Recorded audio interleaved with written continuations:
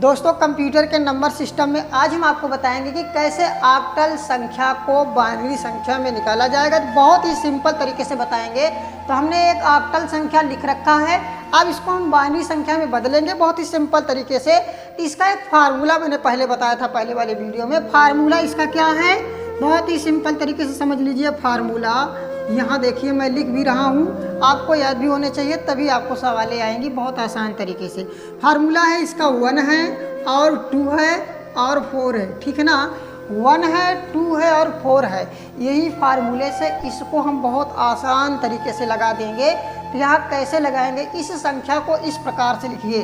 5 को यहाँ पर इस प्रकार से लिख दीजिए और थोड़ा दूरी बनाकर लिखना है। 6 को यहाँ पर इस प्रकार से लिख दीजिए, ठीक है। अब इसको क्या करते हैं, इसी फार्मूले को जो है यहाँ पर प्रयोग करते हैं, यूज करते हैं। कैसे, यहाँ पर 1 लिख देते हैं सिंपल तरीके से 1, और यहाँ पर जो है 2 लिख देते हैं 2, इसी फार्मूले को 2 लिख देते हैं और यहाँ पर 4 लिख देते हैं, ठीक है ना, 4, ठीक है।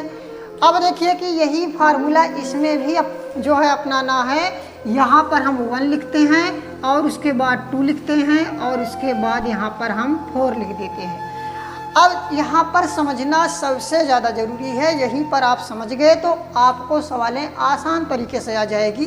कैसे, अब यहाँ ध्यान देना है, यहाँ संख्या 6 है, ठीक है, 6 है। अब ये फार्मूला मैंने लगा दिया है। अब यहाँ पर ध्यान देना है कि ऐसी संख्या जोड़ो यहाँ 6 आ जाए। तो यहाँ देखिए 4 अगर 2 जोड़ेंगे, 4 और 2 जोड़ेंगे तो कितना हो रहा है, 6। तो यही ध्यान देना है, जो संख्या जुड़ रही है, जो संख्या जुड़ रही है उस संख्या के नीचे 1 1 रहेगा। अर्थात 4 और 2 जुड़ रहा है तो उसके नीचे 1 लिख दो, 1 लिख दो। अब यहाँ ध्यान देना है कि 1 तो नहीं जुड़ रहा है क्योंकि 4 तो 6 हो गया था। तो जो संख्या नहीं जुड़ी अर्थात नहीं जुड़ी उसके नीचे हमको 0 लिख देना है सिंपल तरीके से। अब आपको आगे बढ़ जाना है। अब यहाँ देखिए 5 है अर्थात 5 है। इस संख्या में ऐसी संख्या जोड़िए कि कौन सी संख्या जुड़ रही है जिससे 5 हो रहा है।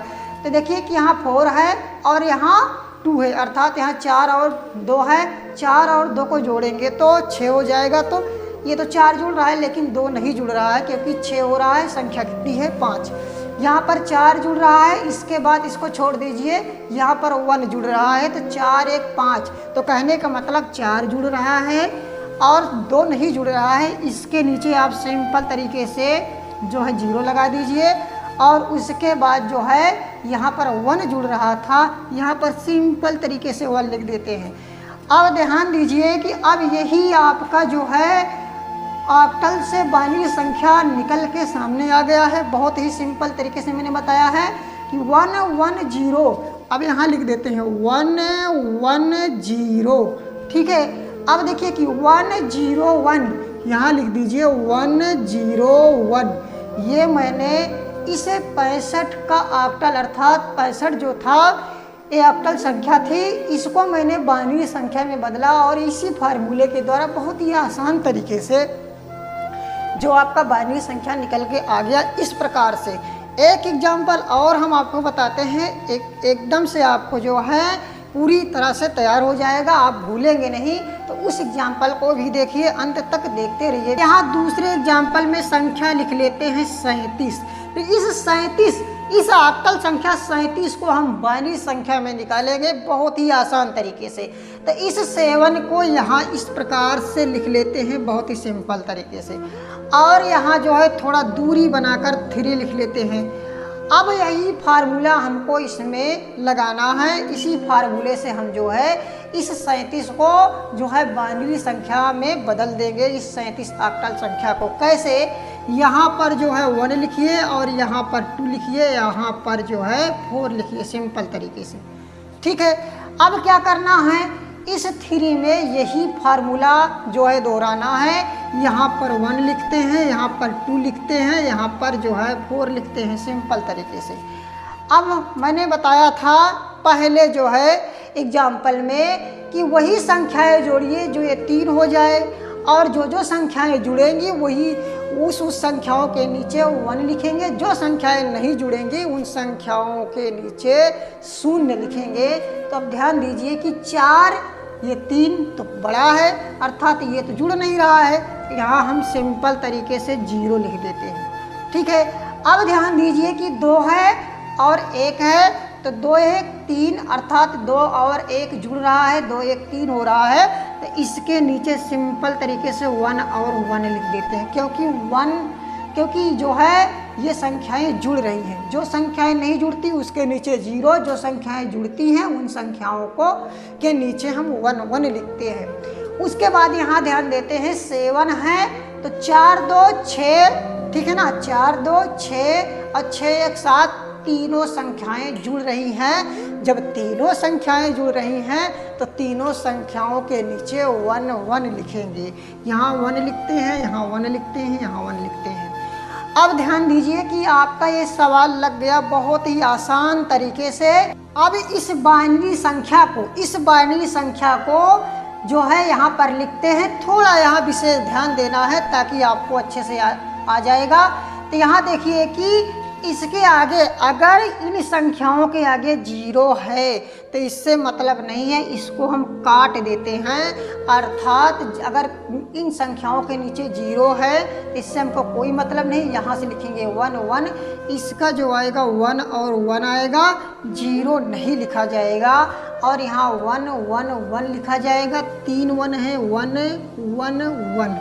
तो ये जो आपका बाइनरी संख्या निकल रहा है इस ऑक्टल का 37 का 11 11 1 अर्थात 1 1 1 1 5 टाइम 1 होता है। तो यहाँ इस प्रकार से जो है बाइनरी संख्या को बहुत ही आसान तरीके से निकाल सकते हैं, जो है इसी फार्मूले के द्वारा। तो जैसे यहाँ हम लिखते हैं ऑक्टल संख्या, यहाँ लिख लेते हैं 38। कितना लिख लेते हैं? 38, ठीक है ना। इस ऑक्टल संख्या को हमें निकालना है, किसमें? बाइनरी संख्या में निकालना है। तो अब ध्यान देना है कि इसका नहीं निकलेगा, ये जो है इनवैलिड संख्या है। क्यों इनवैलिड संख्या है इसको आप समझ लीजिए, क्योंकि जो है ऑक्टल का रेंज जो होता है, मैंने शुरू में वीडियो में बताया था, इसका जो रेंज होता है, इसका जो रेंज होता है ऑक्टल का वो 0 से 7 होता है। कितना होता है? 0 से 7। इसलिए यहाँ पर 8 है और यहाँ पर 7 है, तो इस संख्या का जो है बाइनरी संख्या नहीं निकल सकती है, ये इनवैलिड है। अगर इसी प्रकार से यहाँ लिख दिया जाए, 29 लिख दिया जाए और यहाँ 8 लिख दिया जाए ऑक्टल, और इसका आप निकालोगे तो इसका भी नहीं निकलेगा, क्योंकि यहाँ 9 है तो इनवैलिड संख्या है। इनवैलिड संख्या रहेगी तो उसका आप ऑक्टल जो है ऑक्टल का बाइनरी संख्या में नहीं परिवर्तित कर सकते हैं, नहीं परिवर्तन कर सकते हैं, क्योंकि इसका रेंज ही 0 से 7 होता है, जो कि 0 और 1 2 और 3 4 5 और 6 और 7 होता है। ये आपका रेंज होता है। अगर इस रेंज से बाहर कोई संख्या है तो उसकी जो है बाइनरी संख्या नहीं निकल सकती है। तो इस प्रकार से दोस्तों जो है किसी भी नंबर कन्वर्जन में बाइनरी संख्या को अर्थात ऑक्टल संख्या को बाइनरी संख्या में निकाल सकते हैं। यह वीडियो आपको समझ में आया होगा। यदि समझ में आया है तो हमारे अविनाश जी कंप्यूटर चैनल को लाइक कीजिए, शेयर कीजिए और हमारे फेसबुक को भी फॉलो कीजिए, इंस्टाग्राम को भी फॉलो कीजिए, क्योंकि उस पर भी कंप्यूटर से संबंधित वीडियो पढ़ रहे हैं। तो इसी प्रकार से आप हमारे साथ कंप्यूटर पढ़ते रहिए। तो मिलते हैं अगले वीडियो में। Thank you for this watching video.